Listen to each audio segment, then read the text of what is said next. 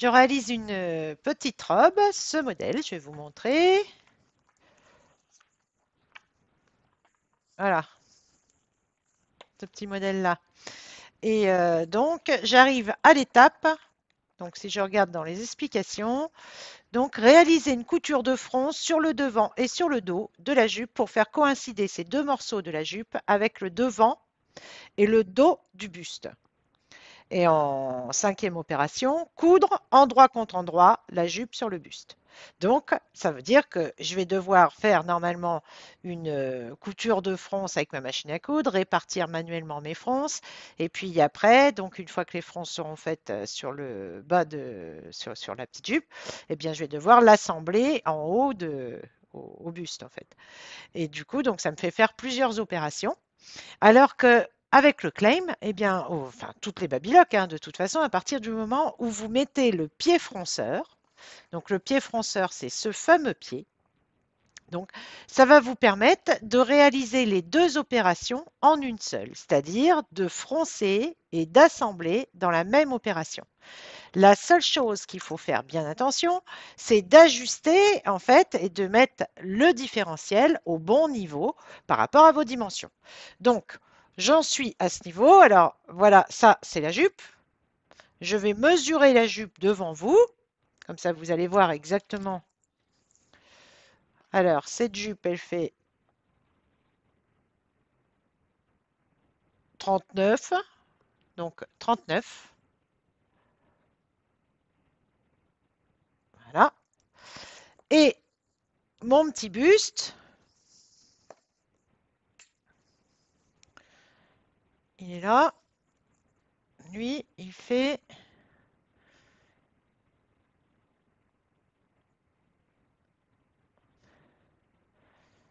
Il fait 26. Alors, je prends ma calculatrice, qui doit être dans le coin, voilà, ici. Et du coup, je vais faire 26. Enfin, normalement c'est le double, hein, mais je m'en fiche, ça marche de moitié également, c'est la même chose. Donc 26 multiplié par 1,5. 39. Donc, il faut que je mette ma machine, mon levier, à 1,5. En fait, ça, c'est vraiment les dimensions telles qu'ils me les ont données dans le livre. Et du coup, je me retrouve avec ça. Puis, je fais une cote-part, en fait, hein. Je cherche. Alors, des fois, je peux être en intermédiaire entre le 1,5 et le 1,8, entre les deux. Bon, là, je suis à 1,5, donc je reste à 1,5. C'est parfait. Je vais monter le pied fronceur sur ma machine. Donc, pour monter le pied fronceur, eh bien, hop, j'enlève l'ancien à l'aide de la petite patte sur l'arrière. Et celui-ci, le voilà le pied fronceur. Alors, voyez comment il est fait? Vous avez un étage. Sur le dessus, ça ne va pas froncer. Sur le dessous, ça va froncer. Donc, j'installe le pied fronceur. Hop, ça y est, il est installé. Alors, quand on veut froncer avec sa babylock, eh bien, il suffit tout simplement, donc si vous avez le système ATD, de laisser votre sélecteur sur le A. Le A, en fait, qui correspond à un assemblage en 4 fils. Là, je ne veux pas assembler, mais quand on fronce, on travaille en 4 fils. Donc, du coup, j'ai monté mes 4 fils. La largeur de point, je la positionne au maximum. Quand on veut froncer, on positionne sa largeur de point au maximum. On n'a pas le choix. Et la longueur de point au maximum également. Donc ma longueur à 4, ma largeur à 7,5. Et voilà.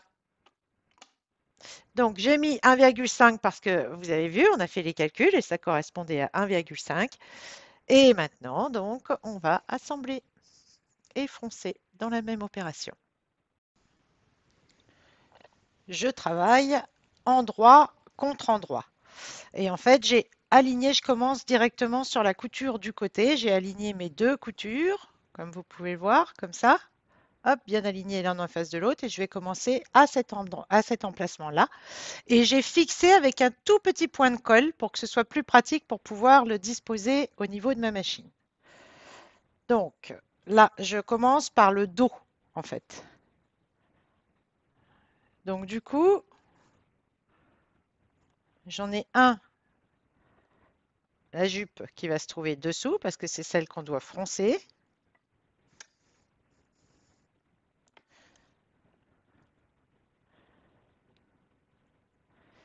Voilà.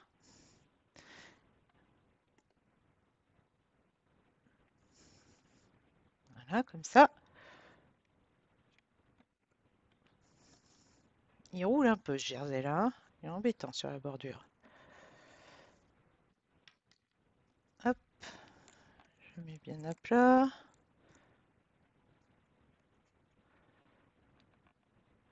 Et le dessus,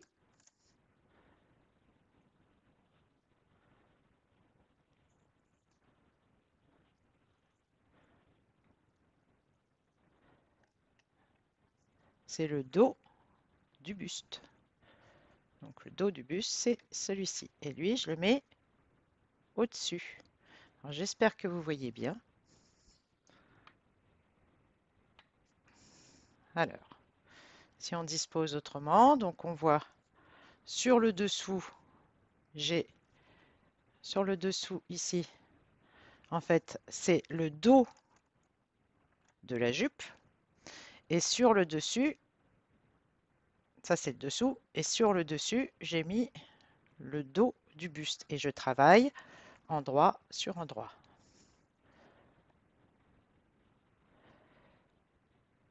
J'ai bien mis mon réglage classique et j'y vais.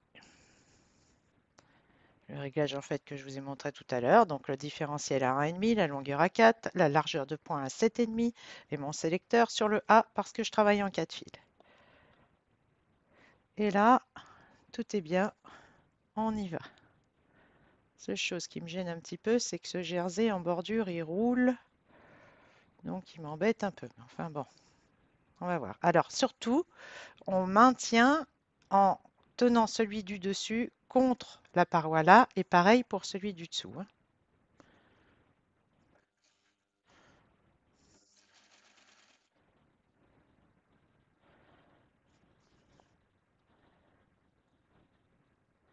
Et là, bien sûr, je vais devoir faire coïncider mes deux coutures.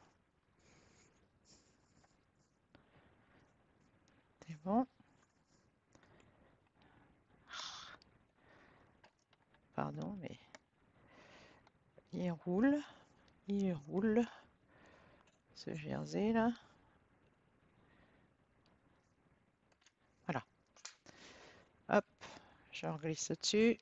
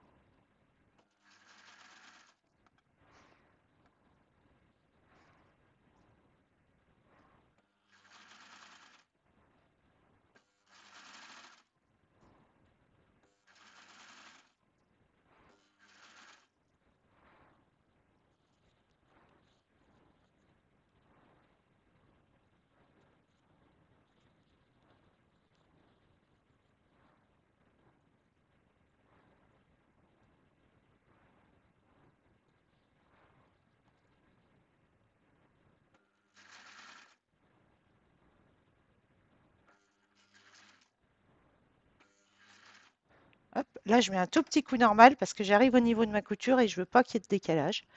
Donc, je la fais piquer un tout petit peu, encore un tout petit peu foncé.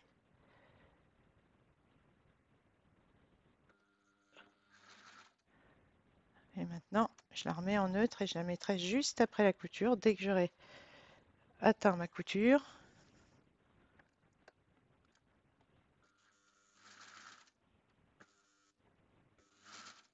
hop, ça y est, je peux la remettre à 1,5. On y va.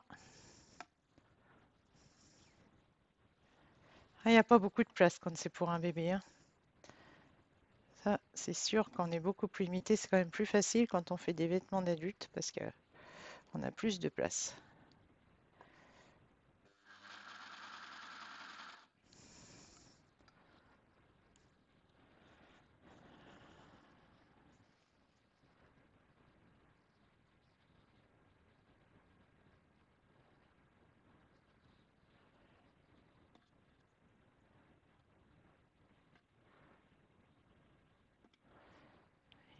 Hop, j'aligne bien. Faut bien disposer parce que ça bouge beaucoup du fait que l'espace est réduit.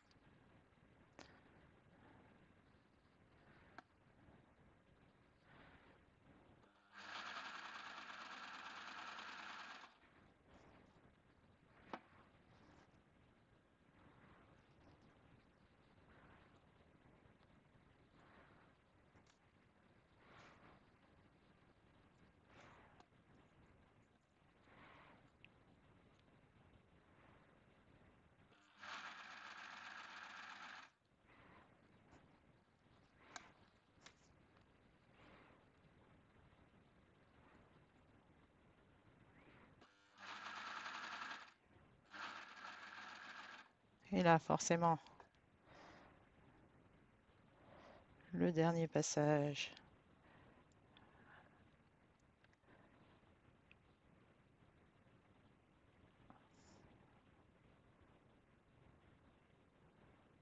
Je sors directement.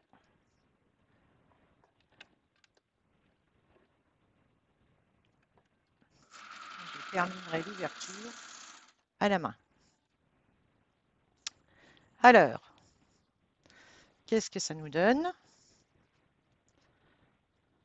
La régularité du travail.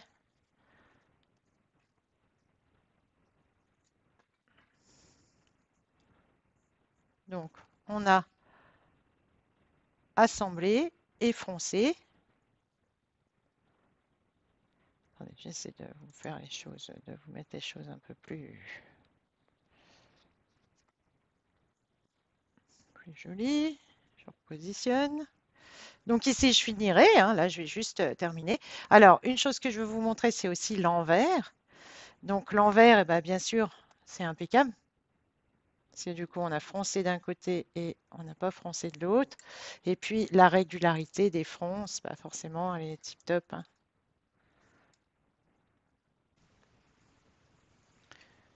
Je n'ai plus que mon encolure à faire et après, ce sera terminé. La petite robe sera terminée. Donc, du coup, je dois poser un biais. Donc, j'ai coupé une bande dans mon tissu. 37 mm, normalement, c'est 36, mais moi, je mets toujours un millimètre de plus. Comme ça, on est sûr. Et je vais la glisser dans mon pied.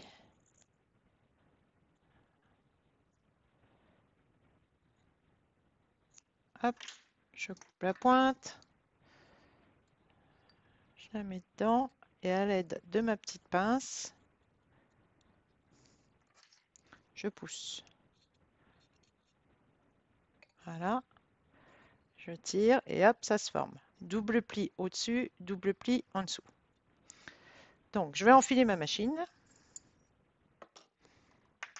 Le boucleur est enfilé, mais les aiguilles ne sont pas enfilées. Donc, je baisse le levier, je connecte mes tuyaux. Ça y est, ils sont connectés.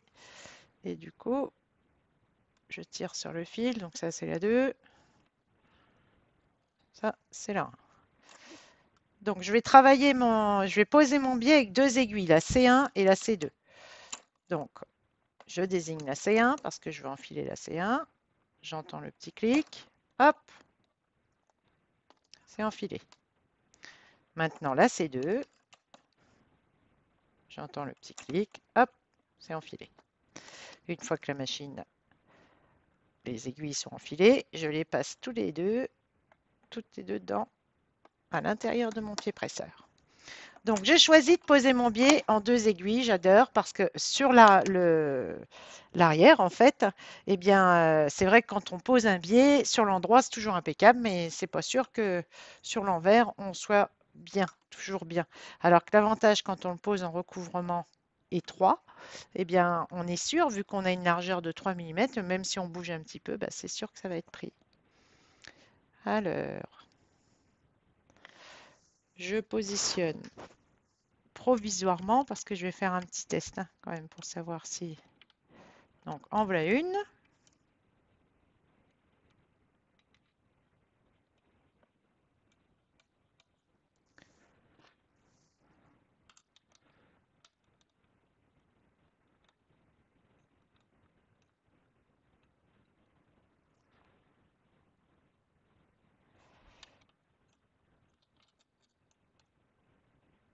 complète 2.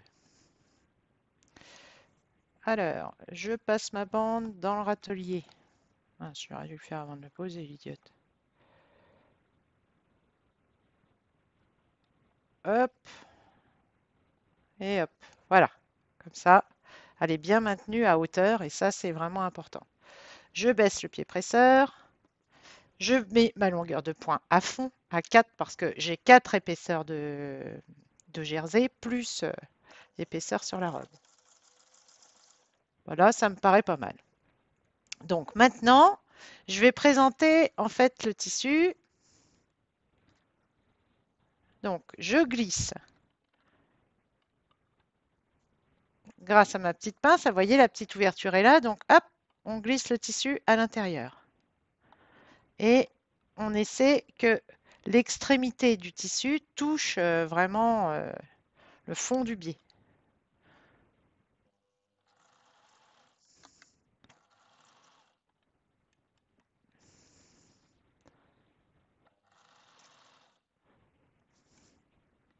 Et voilà.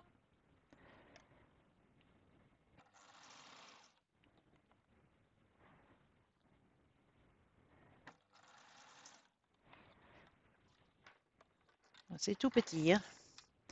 Alors, quand c'est tout petit, ça fait énormément de manipulation.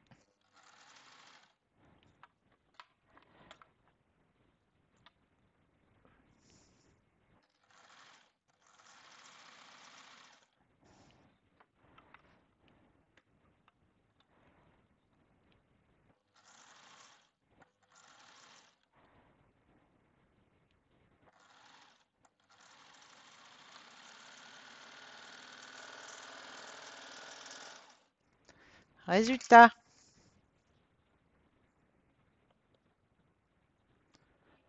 une petite piqûre sur le biais à l'extrémité, une piqûre sur le tissu.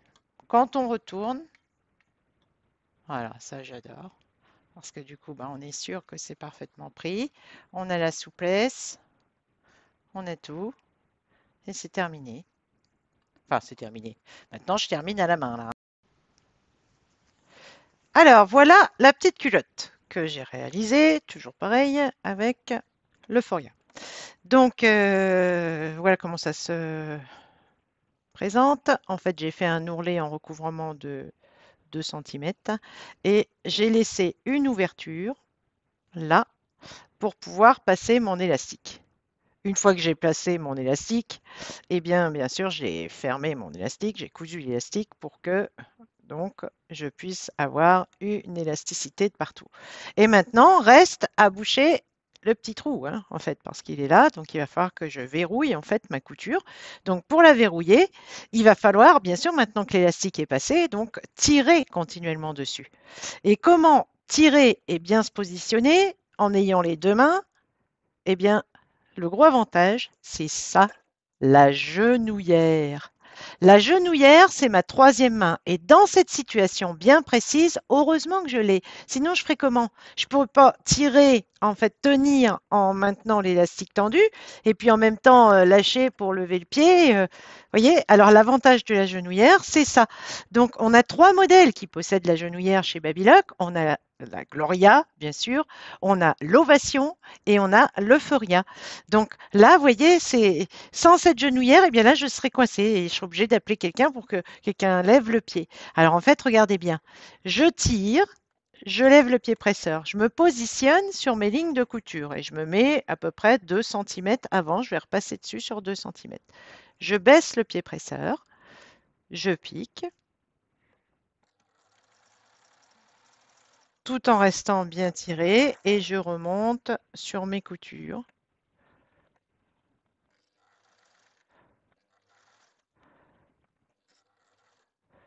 Et voilà. Je lève mes aiguilles, je lève le pied presseur, un petit coup de volant à l'avant, un petit coup de volant à l'arrière, hop, je tire. Et maintenant, je vais vous montrer parce que souvent, vous savez pas trop comment terminer, en fait, comment vos fils, là, comment on va faire avec les fils. Donc, c'est sûr que là, si je les coupe au ras, il vaut mieux, en fait, ne pas les couper au ras, prendre une aiguille à la main et les 2 fils d'aiguille.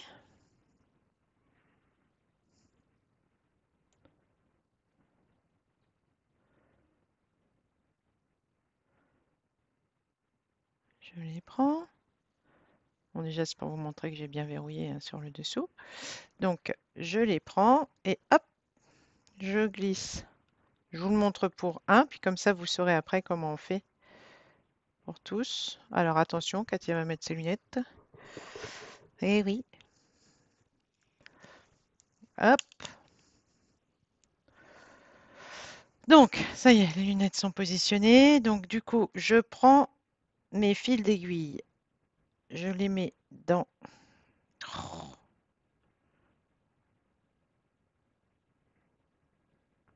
Moi, je termine comme ça. Je trouve que c'est bien et ça bouge pas.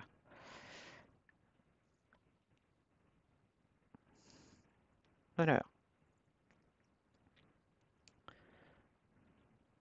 Oh, bah, décidément, je suis douée. Ah, je suis plus douée sur la machine qu'à la main. Et hop, voilà. Donc, j'ai pris mon fil, je glisse dans le point, je traverse, je sors mon fil, je le laisse par là. Pareil pour l'autre aiguille.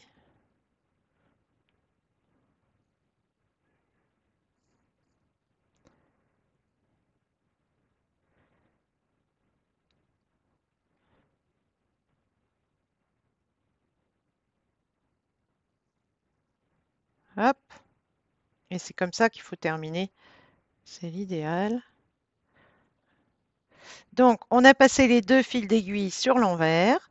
Et là, le troisième fil qui est là, c'est le fil du recouvrement de la recouvreuse. Et du coup, je prends mes trois fils. J'ai réuni les deux fils d'aiguille ensemble, mes deux fils d'aiguille ensemble, mon fil de chaînette, et je verrouille en faisant un nœud. Une fois, vous en faites un, vous en faites deux, vous en faites trois, vous en faites quatre, comme vous le sentez.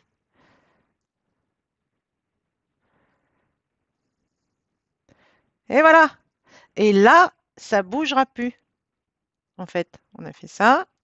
Et du coup, je peux me permettre de couper mes fils au ras.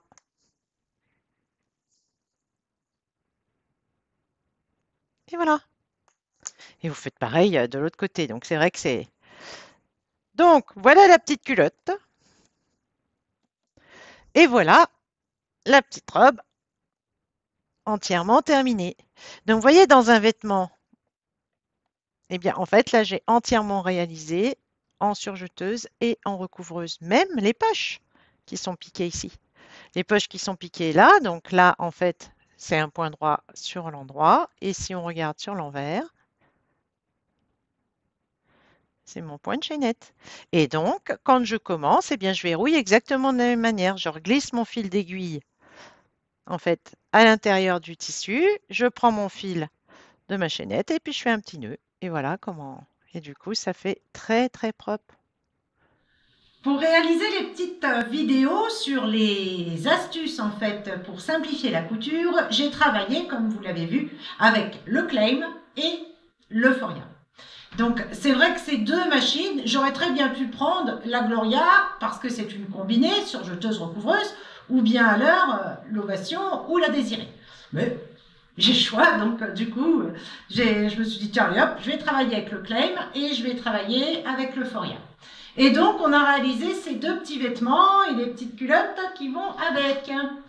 Et du coup, on a aussi, vous l'avez vu trois accessoires. En fait, on a vu cet accessoire qui m'a permis en fait de pouvoir poser le biais ici. Donc, transformer ma bande en double pli. Un double pli sur le dessus, un double pli sur le dessous.